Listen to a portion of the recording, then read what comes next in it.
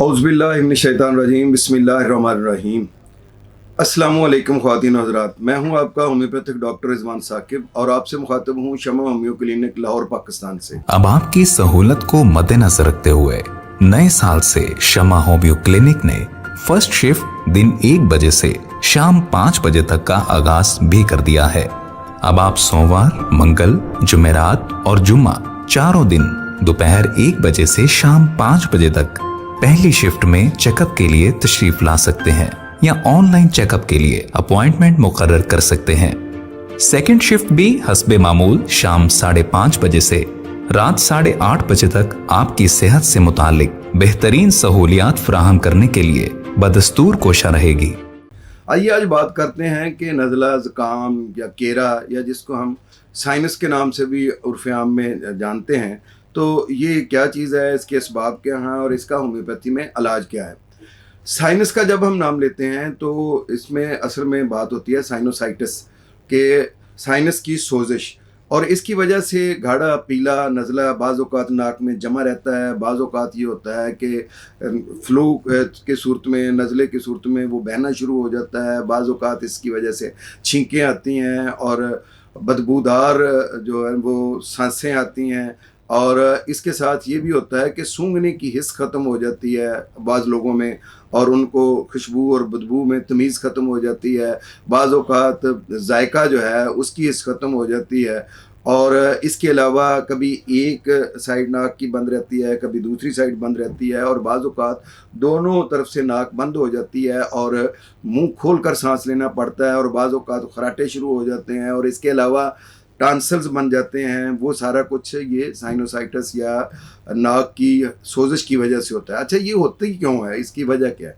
पहली बात तो यह है कि जो हम मुतवाज़न ग़िज़ा नहीं खाते हैं तो उसकी वजह से हमारा इम्यून सिस्टम कमज़ोर हो जाता है, उसकी वजह से भी ये प्रॉब्लम हो जाता है। बाज़ औक़ात किसी वायरल इन्फेक्शन की वजह से भी ये मसला हो जाता है। बाज़ औक़ात हमारी नाक में पुलिप बढ़ जाते हैं जिनकी वजह से ये प्रॉब्लम होती है कि हमारी नाक बंद हो जाती है और ये प्रॉब्लम हो जाता है। और अक्सर ये भी होता है कि कुछ लोगों को कोई नाक पर चोट लगने की वजह से नाक की हड्डी टेढ़ी हो जाती है, और कुछ लोगों की नाक की हड्डी पैदाइशी टेढ़ी होती है, जिसकी बुनियाद पर इस तरह का मसला पैदा हो सकता है।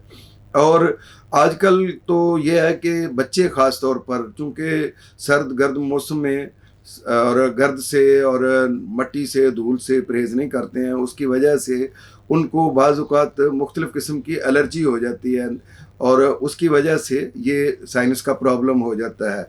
और एलर्जी जो है, डस्ट एलर्जी है, स्मोक एलर्जी है, या इसके अलावा मुख्तलिफ़ किस्म की एलर्जीज़ हैं जो हो सकती हैं, जिसकी वजह से नाक में कंजक्शन हो जाती है, नाक में नज़ले की सी कैफियत हो जाती है, और फिर बाद में यही जो चीज़ है वो क्रॉनिक सूरत इख्तियार कर जाती है, और फिर इसी की वजह से पोलिप बन जाते हैं।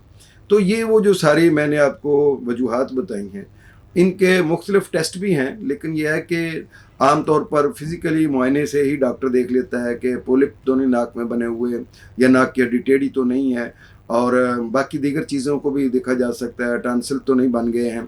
तो इनको देखने के बाद डॉक्टर आम तौर पर ये रिकमेंड करता है कि आप रोज़ाना नीम गर्म पानी के उसमें नमक डाल के गरारे करें, नाक के भी और मुंह के भी।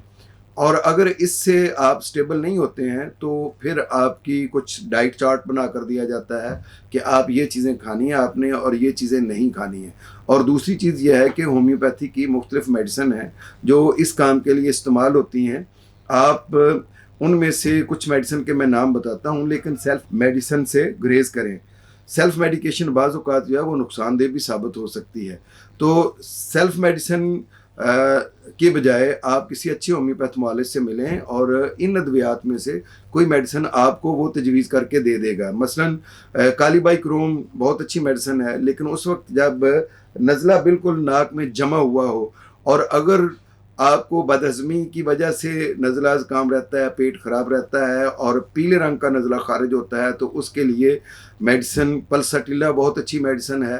اسی طریقے سے ارجنٹم نیٹریکم بھی معدے کی خرابیوں کی وجہ سے اگر نزلے کے پرابلم ہے تو اس کے لیے بہت اچھی میڈیسن ہے. اگر ٹانسلز کی وجہ سے یہ جو نزلہ زکام اور یہ ناک کی بندش ہے تو اس کے لیے ہمارے پاس اور بہت ساری میڈیسن ہیں, جیسے کانڈیو رینگو ہے, یہ بہت اچھا کام کرتی ہے. پھر برائٹا کارب ہے, وہ بہت اچھا کام کرتی ہے.